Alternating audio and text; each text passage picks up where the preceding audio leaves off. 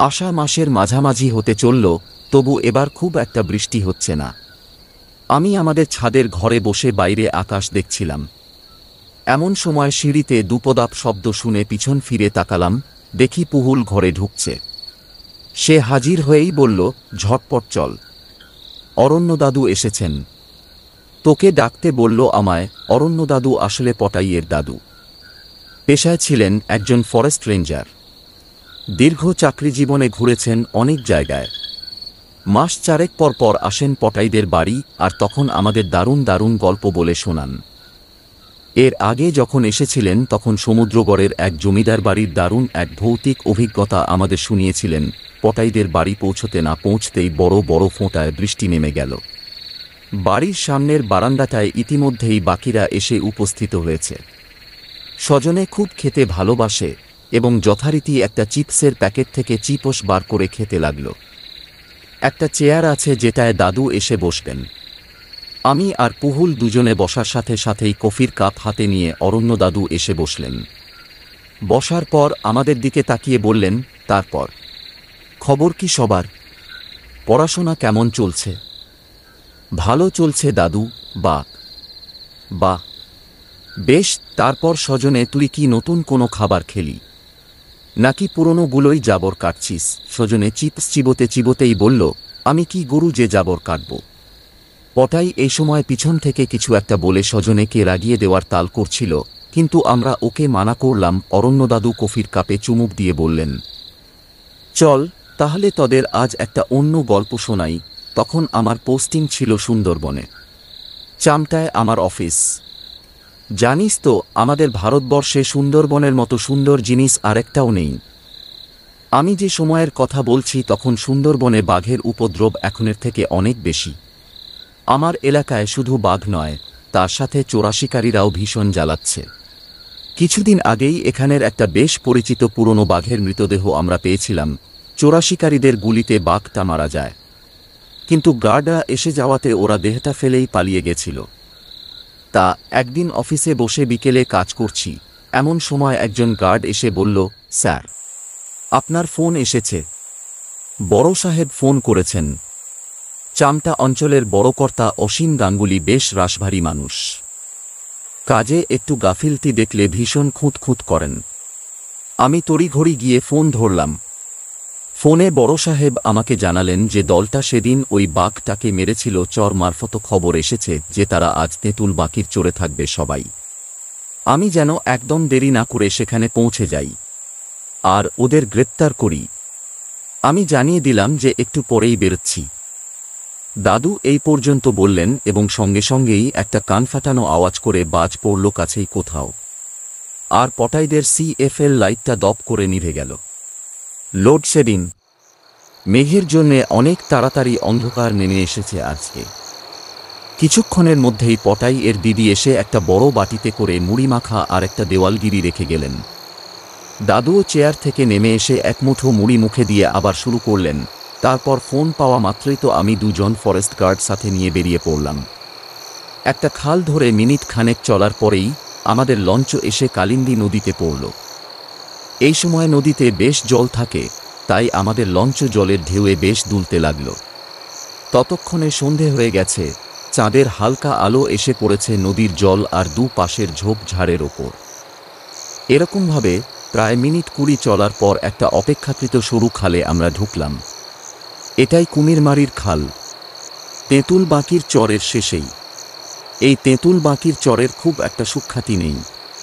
এখানে বাঘের উপদ্রব বেশ ভালোই। দিনের বেলা এদিক দিয়ে যাওয়ার সময় প্রায়ই দেখা যায় কোন না কোন দ্বীপে পথ করে উঠছে এই বাদা অঞ্চলের সবথেকে ভয়ানক নিশান। একটা লাঠির ডগায় আটকানো একটা ছেঁড়া শার্ট বা গেঞ্জির টুকরো। আমি জিজ্ঞেস করলাম, দাদু, এই চিহ্নটা কেন সবথেকে ভয়ানক? দাদু বললেন, আসলে কি জানিস তো, ওখানের মানুষদের জীবন এই নিশানটা একদিকে যেমন ভীষণ কষ্টের সেরকম আবার সাবধানের। ও আসলে কি বলতো, যদি কোন মানুষকে কোন দ্বীপে বাঘে নিয়ে যায় বা মেরে ফেলে তাহলে তার দলের সাথীরা তার একটা কাপড়ের টুকরো লাঠির ডগায় আটকে সেটাকে পুঁতে দেয়। তার মানে এখানে বাঘে মানুষ মেরেছিল। তা শোন, তারপর সুন্দরবনের অনেক দ্বীপেই অনেক ভাঙ্গাচোরা কুঠি বাড়ি আছে জানিস। বেশিরভাগই হ্যামিল্টন সাহেবের আমলে তৈরি। এই তেঁতুল বাকির চরেও একটা আছে। চোরাশিকারীদের সেইখানেই পাওয়া যেতে পারে এই আশায় আমরা সেটার দিকেই এগোলাম। চারিপাশে বুনো হেতাল, গরানের ঝোপ, তার ভেতরেই সন্ধ্যের অন্ধকারে একটা প্রাচীন জন্তুর মতো দাঁড়িয়ে আছে বাড়িটা। দরজা টরজার কোনো বালাই নেই। আমরা খুব সাবধানে যথাসম্ভব শব্দ না করে ভেতরে ঢুকলাম, কিন্তু বাড়িটা পুরো ফাঁকা। চোরাশিকারী কেন, কয়েকটা ইঁদুর চামচিকে ছাড়া আর কিছু নেই। আমরা এটা দেখে বেশ একটু দমে গেলাম। তাহলে কি আমরা যে আসব এটা ওরা আগের থেকে জেনে গেল? যাকগে, এতটা এসেছি যখন অপেক্ষা করেই যাই। 3 জন মিলে একটা ঘরে বসলাম ঘাপটি মেরে। আমার সঙ্গে যে 2 জন গার্ড ছিল তাদের একজনের নাম বিকাশ প্রামাণিক আর একজনের নাম ইসমাইল। বিকাশ আগে ছিল বাউলে, তার একমাত্র ছেলেকে বাঘে নিয়ে যায়, তারপর সে ফরেস্টের চাকরিতে যোগ দেয়। ইসমাইল আমাদের লঞ্চের ড্রাইভার। সন্ধে গভীর হতেই জঙ্গলের চেহারা পাল্টে গেল। বাইরের গাছপালার ভিতর থেকে নানা পোকামাকড় আর ঝিঁঝির শব্দ আমাদের কানে আসছে। দূরে কোথাও হরিণ ডেকে উঠল শুনতে পেলাম। টর্চ জেলে ঘড়িটা দেখলাম একবার 8টা বাজে। এই পর্যন্ত বলে দাদু একটু থেমে জল খেলেন কিছুটা। আমরা তখন সবাই ঘন হয়ে বসেছি। ভেজা ঠান্ডা হাওয়া দেওয়ালগিরির আলোটাতে একটু কাঁপন ধরিয়ে দিল, সাথে আমাদের ছায়াগুলো কেঁপে গেল। দাদু একটা মৌরি লজেন্স মুখে দিয়ে আবার বলা শুরু করলেন, আমরা তো বসে আছি আর বিকাশ মাঝে মাঝে জানলা দিয়ে উঁকি মেরে বাইরেটা দেখছে। আমি তাকে মানা করতে যাচ্ছিলাম, তখন আমার মনে হল বাইরেটা বড্ড বেশি চুপচাপ হয়ে গেছে। সব পোকামাকড়ের আওয়াজ যেন চলতে চলতে দুম করে বন্ধ হয়ে গেছে। ঠিক সেই সময় আওয়াজটা শুনতে পেলাম আমিও। বাইরের খালের জলের ছলাতো ছলাতো শব্দ ছাপিয়ে আমাদের কানে এলো একটা অস্পষ্ট ফ্যাসফ্যাসে কণ্ঠস্বর। কে যেন হাহাকার করে ডেকে যাচ্ছে, বাবা, এই তো আমি, তোমার গদাই, আমার কাছে এসো বাবা।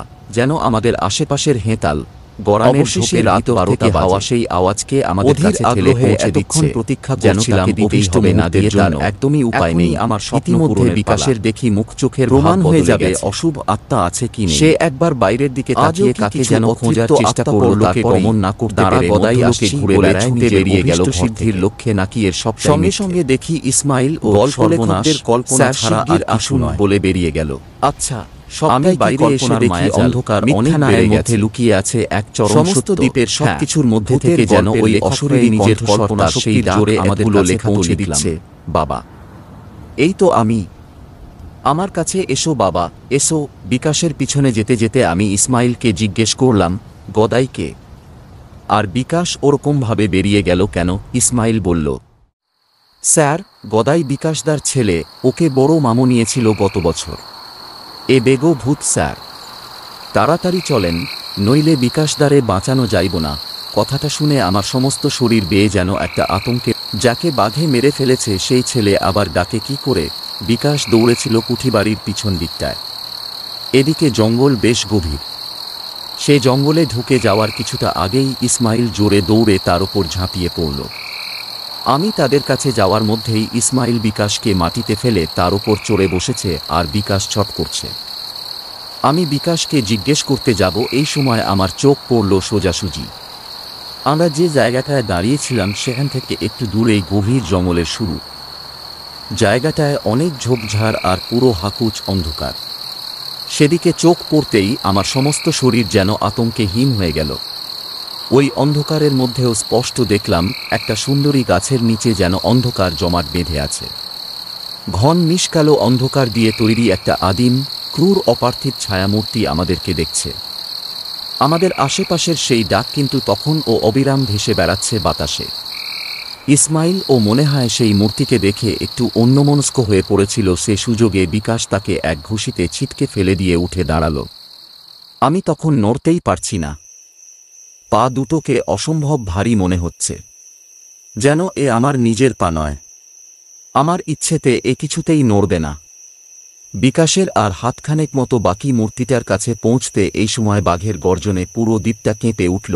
আর মুহূর্তের মধ্যে ওই মূর্তিটার পাশ থেকে একটা প্রকাণ্ড বাঘ এসে বিকাশের ঘাড়ে পড়ল, আবার পলক ফেলার আগেই তাকে নিয়ে উধাও হয়ে গেল। আর আমার ও চোখের সামনে সব ঝাপসা হয়ে এল। আমরা সবাই তখন ওর গায়ে ঘেঁষে বসেছি পুরো। দাদু থেমে যেতেই সবাই বলে উঠলাম, তারপর তারপর তারপর জ্ঞান ফিরলে দেখি ইসমাইল খাল থেকে জল এনে আমার মুখে চোখে জল দিচ্ছে। ওর হাত ধরে উঠে বসলাম। মাথাটা ঝিমঝিম করছিল। মূর্তিটা যেখানে ছিল সেদিকে তাকিয়ে দেখি কিছু নেই, ফাঁকা, আর ঝিমঝিম ও পোকামাকড়ের ডাক আবার শোনা যাচ্ছে। আমরা বিকাশের দেহটা অনেক খুঁজলাম কিন্তু পেলাম না কিছু আর।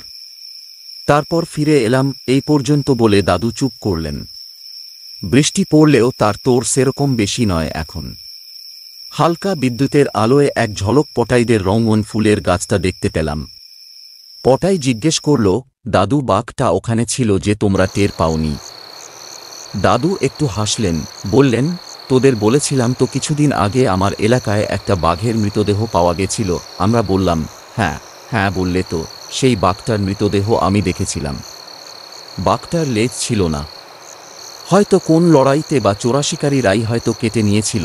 তারপর একটু চুপ করে থেকে বললেন, যে বাঘটা বিকাশকে সেদিন তুলে নিয়ে গেল সেই বাঘটারও লেজ ছিল না। দাদুর কথা শেষ হতে না হতেই আবার জোরে বিদ্যুৎ চমকে উঠল, আর কোথা থেকে জানি দমকা একটা হাওয়া এসে নিভিয়ে দিয়ে গেল দেওয়ালগিরিটা।